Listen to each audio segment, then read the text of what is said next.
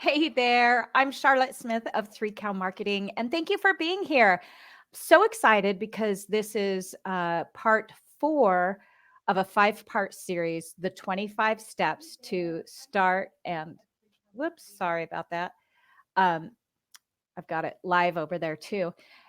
25 steps to start and set up your farm business. I've been getting so much wonderful feedback already of people who have dove into part 1 through 3, which is all on my website. And it's also up wherever you listen to podcasts. It's the Profitable Mindset podcast. So do listen in there. This whole series are the exact steps that I wish I'd had 10 years ago when I started my farm. It would have saved me years of struggle trying to figure out what to do on my own. Would have saved a ton of money, that's for sure, and a lot of stress too. So get the whole checklist. Download that. I've linked it up with the video, or it's at 3cowmarketing.com/25 steps. So you can follow along and take notes. And what I'm using these videos for in the podcast is to go in much deeper. Also, the podcast, you guys, we were in new and noteworthy on iTunes and the top 200 on iTunes. Both are very coveted positions and hard to get.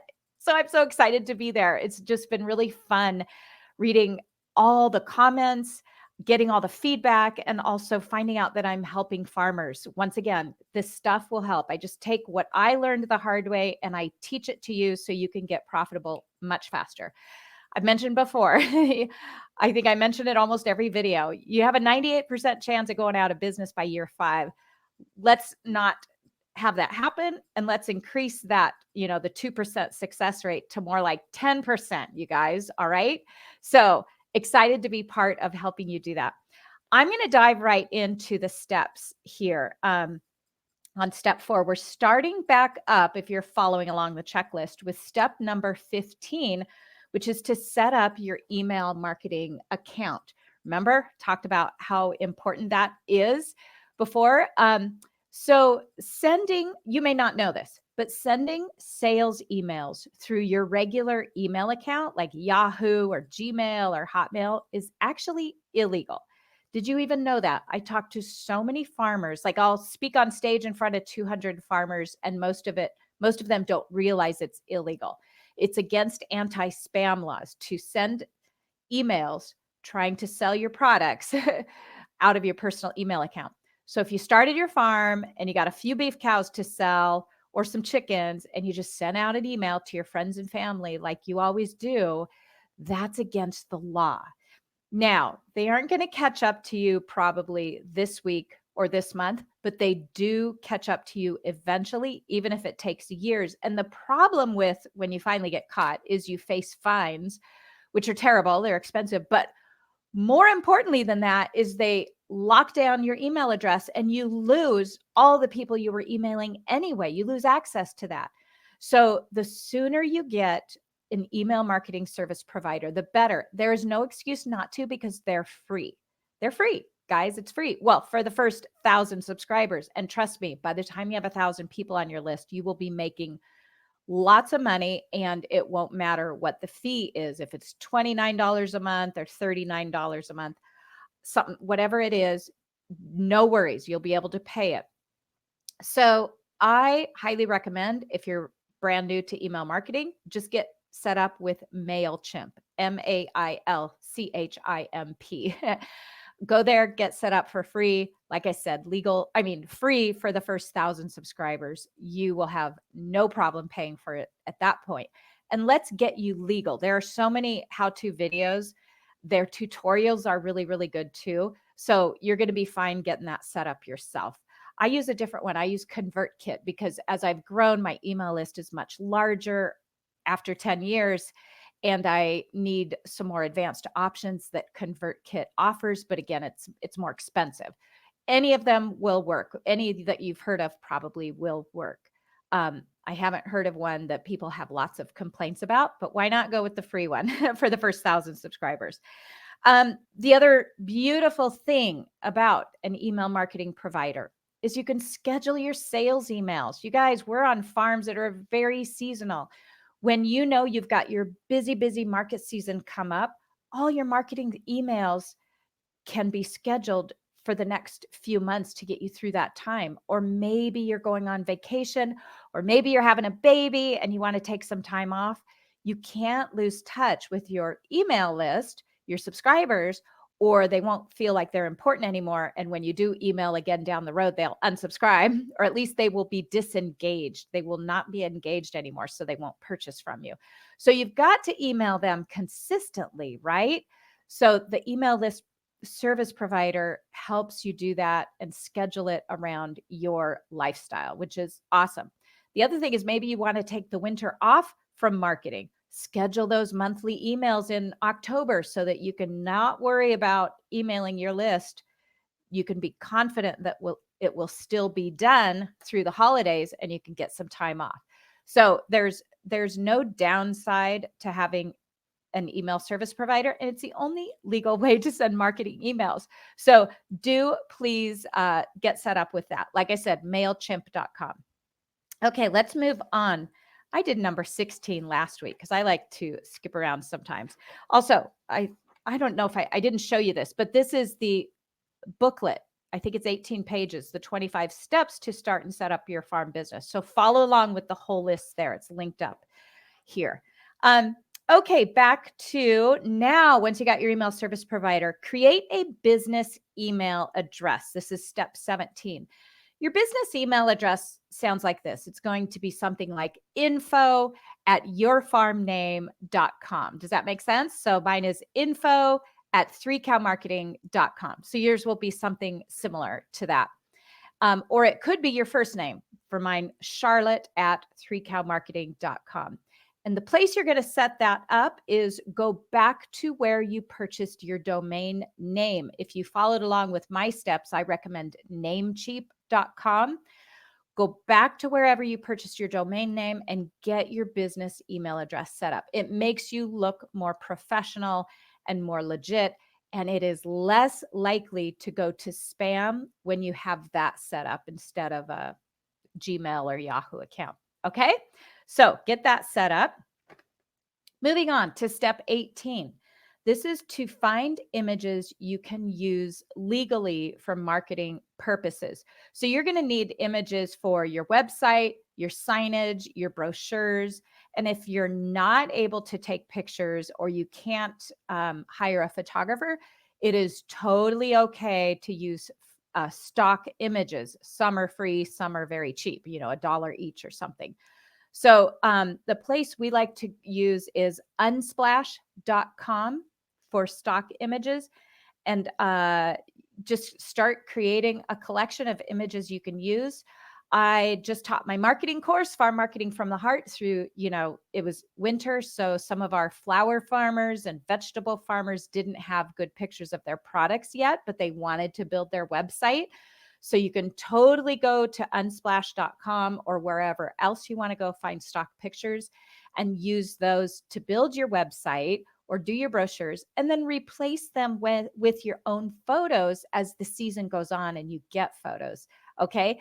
But don't just jump on Google and grab some photos, because I've heard so many horror stories of people where the person has caught up with them later and they've been hit with legal bills and fines because one of the cases was $10,000 that the farmer was out because they had someone else's images on their website that they just innocently grabbed off of Google or off the internet.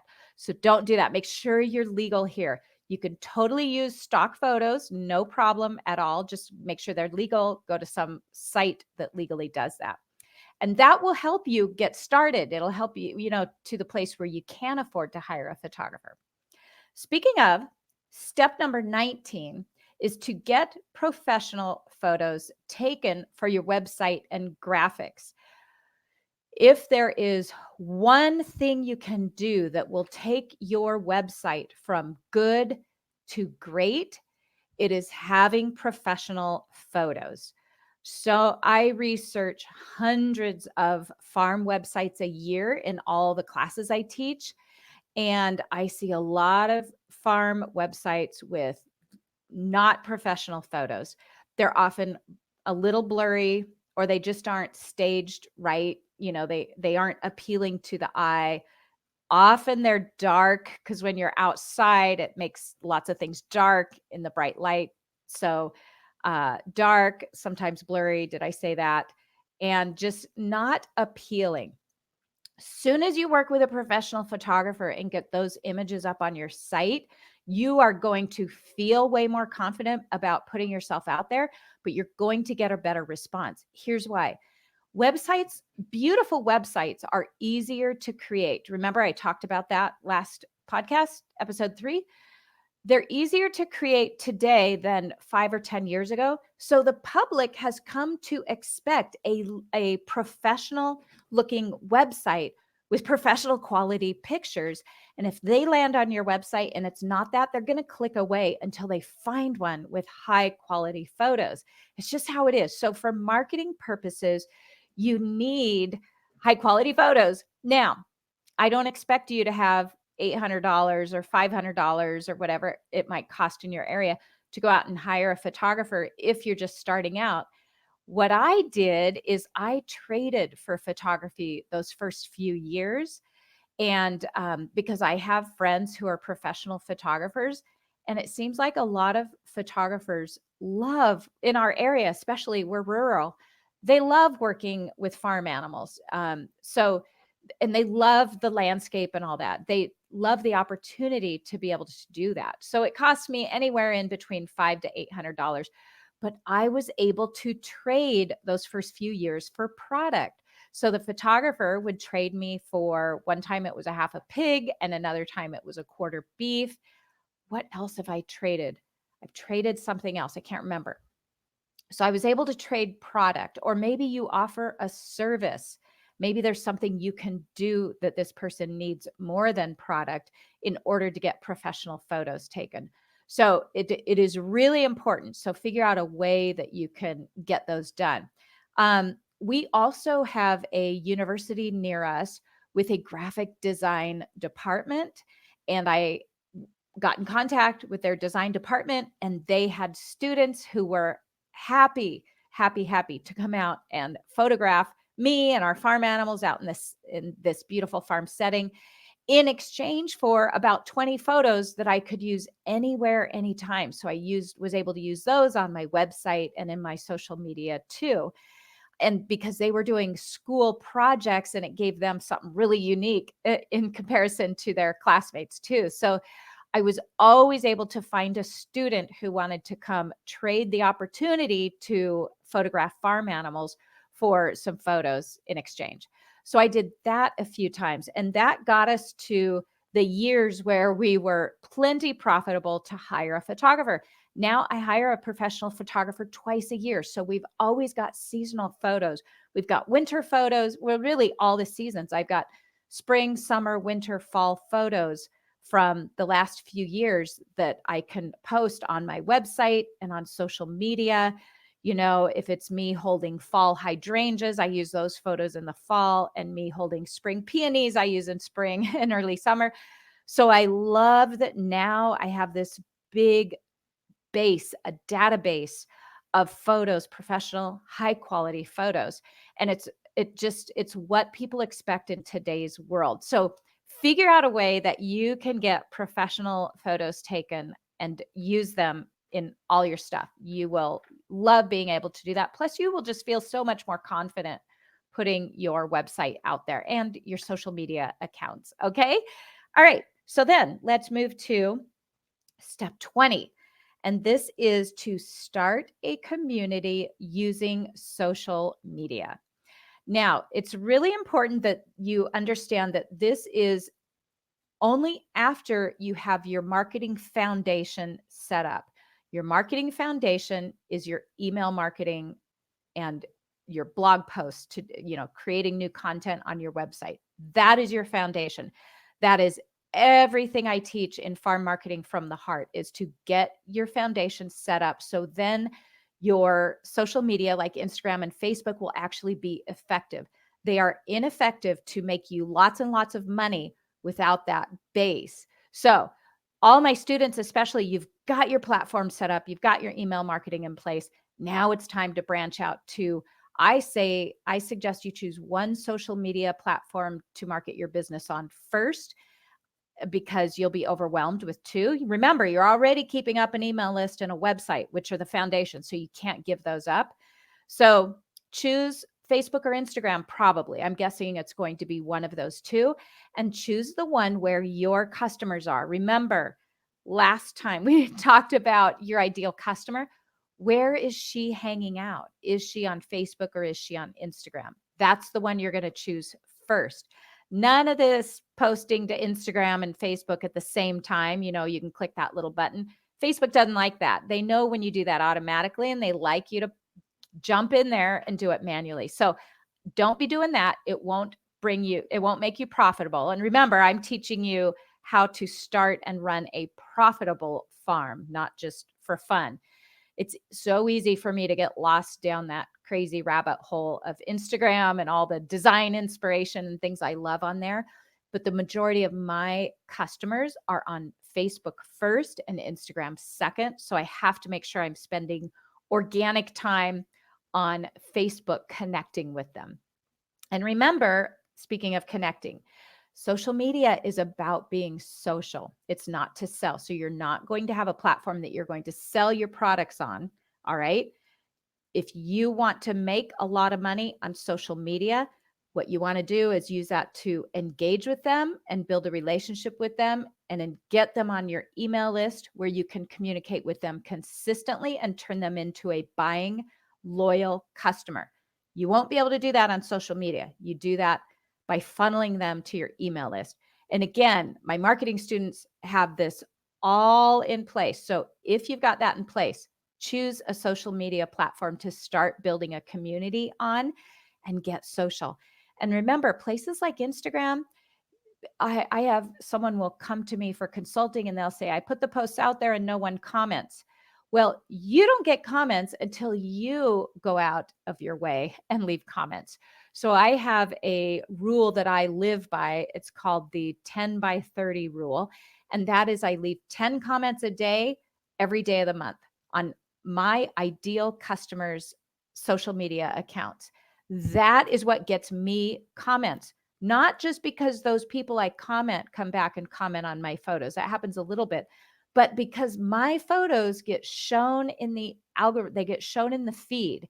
The algorithm recognizes that I'm putting in that effort to do what social media is intended for and be social. And I'm rewarded with more reach, which means my photos, my posts get shown to more people the more comments I leave. So I've just heard a lot of people complain that nobody comments on their photos and why aren't people engaging with me? You got to make the first move. Really easy to do that. So just I do this often while I'm waiting in line at my daughter's school to pick her up at 3:00 in the afternoon. It's usually about a 10-minute wait. It is so easy for me to get my 10 comments in. And just a little side note on that, they have to be comments that the algorithm recognizes as quality comments. It can't be like nice picture or looks great or beautiful. Algorithm knows if it's a 1 or 2 or 3 word answer. So they like 5 words or more. So you got to leave a quality content, like not just that you're playing the game, but you're actually trying to say something of substance there. You guys, technology, it's so high tech these days. They got us figured out, these little bots, but that's okay. You can figure them out too and play by that rule. So those are the steps for today. We've got one part left in this series. I am so grateful for all the people that have already had success with implementing a lot of these, and you've emailed me or messaged me and let me know. Really appreciate it. Remember, I've got a drawing once a week. I am drawing a name that you will win a free review of either your website or your social media account. Okay. For the first 6 weeks of my podcast. And the reason I'm doing that is it's really important to get those reviews in the first 6 weeks so that I show up in the algorithm. So it's just been wonderful to get your feedback so far. And I'd love for you to participate in that. I explain that contest and how to enter at 3cowmarketing.com/iTunes. And again, get the complete checklist. The link is in here, 3cowmarketing.com/25 steps. I've linked to the podcast episodes. Keep your comments coming and your emails. I love helping. And this has just been a fantastic series. Share it with anyone you know who's starting a farm. This will save them years of struggle and lots of money, and it'll save them a lot of stress too. All right, take care, everyone. Next time I see you, we're going to be wrapping up all 25 steps. All right, bye-bye.